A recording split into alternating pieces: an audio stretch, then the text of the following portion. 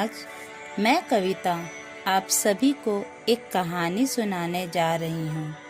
कहानी का शीर्षक है राम संग शांति।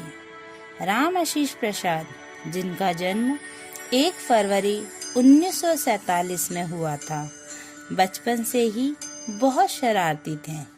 उन्होंने अपना जीवन खेल कूद के साथ साथ पढ़ाई में अव्वल रहकर किया।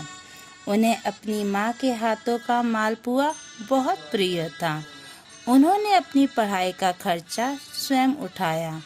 वे अपनी ही कक्षा के बच्चों को ट्यूशन पढ़ाते तथा दातुन जैसी छोटी चीज़ों को बेचकर विद्यालय की फीस भरा करते।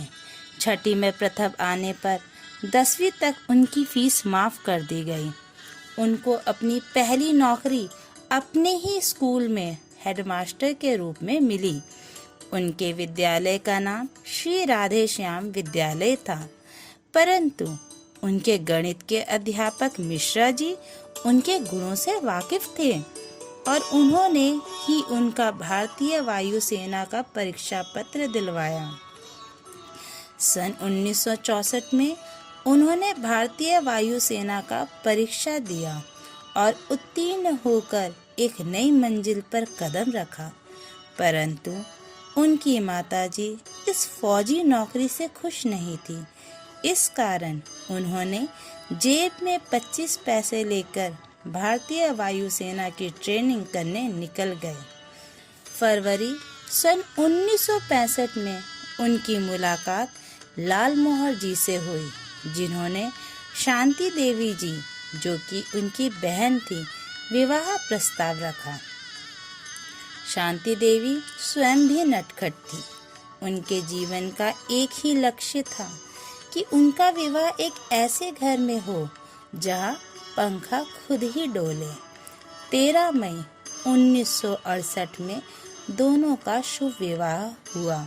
विवाह के पश्चात दोनों पहली बार सन 1971 में बैरकपुर गए, जहां शांति देवी जी के मानो सारे सपने पूरे हो गए। शांति देवी जी ने अपने पति से कदम मिलाकर जीवन के उतार चढ़ाव को सरलता से पार किया।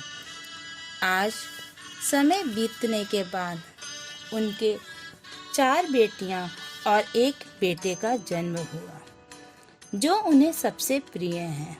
जिस प्रकार माता कुंती के 5 पुत्रों में सारे संसार की शक्तियाँ थीं, उसी प्रकार उनके 5 बच्चों में सारे संसार के गुण थे। इनके 5 गुण की व्याख्या इस प्रकार है। पुष्प की विद्या आज भी गुनगुनाती है, सुमन की सहनशीलता सब पर भारी है, रेणु की वीरता जीना सिखलाती है, कविता का नृत्य सबको लुभाती है, सतीश का प्रेम माँ बाप की नैया चलाती है।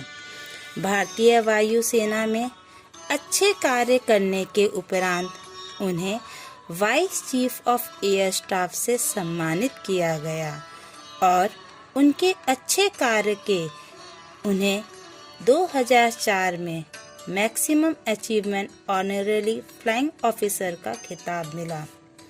समय बीतता गया और आज उनकी शादी के 52 वर्ष गुजर गए। मानो जीवन के हर सांस बच्चों में समा गई। इसमें कुछ ऐसे पल भी हैं जिन्हें याद कर सुख के आंसू भी बह जाते हैं और कुछ कांटे भरे दुख भी हैं जो सरलता रूपी आंसू से ढक जाते हैं। राह कठिन है पर वो थकते नहीं, राह कठिन है पर वो थकते नहीं, जीवन सरल है पर वो अपनाते नहीं। ईश्वर से वो बच्चों की खुशियाँ मांगते हैं, पर हमें तो खुद उनमें ईश्वर दिखाई देते हैं। यह कहानी यहाँ ख़त्म नहीं हुई, बल्कि यह कहानी अभी अनगिनत वर्षों तक चलेगी।